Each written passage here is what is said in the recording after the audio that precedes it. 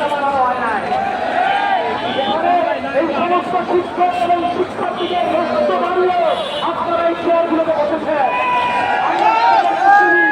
আমরা জানি এই শিক্ষার্থীরা যদি সুযোগ না দিত, শিক্ষকরা যদি তাদের বিরুদ্ধে সংশ্লিষ্ট না দিত, তাহলে কোনোদিনও আপনারা এখানে কোনোদিনের কথা বিশ্ববিদ্যালয়ের দিতে পারতেন না।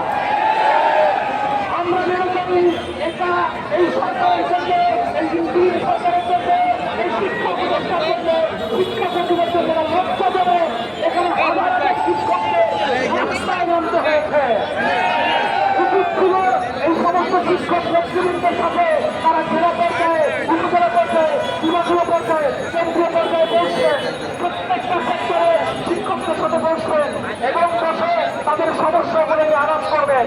তারা যদি মনে করেন রাজনৈতিক সরকারের মতো তারা শুধু প্রত্যাশা দিবেন এবং সেই প্রত্যাশা ভঙ্গ করবেন, তারা শুধু আশ্বাস দিবেন, সেই আশ্বাস ভঙ্গ করবেন, তাহলে তো আপনাদের এখানে থাকার দরকার নাই।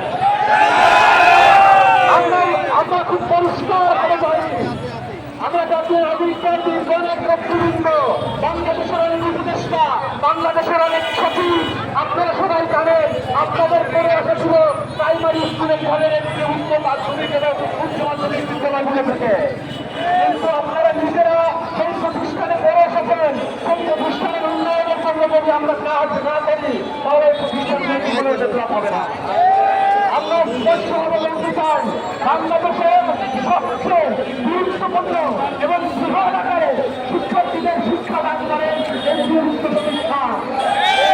কারণ আমরা জানি সরকারি প্রতিষ্ঠানের সংখ্যা প্রাইভেট প্রতিষ্ঠানের সংখ্যা সেটা সকল পরিবার এখন করতে পারে না। তার মানে কেন্দ্রীয় উচ্চ প্রতিষ্ঠানগুলো রয়েছে, কেন্দ্রীয় উচ্চ স্কুল, বাংলাদেশে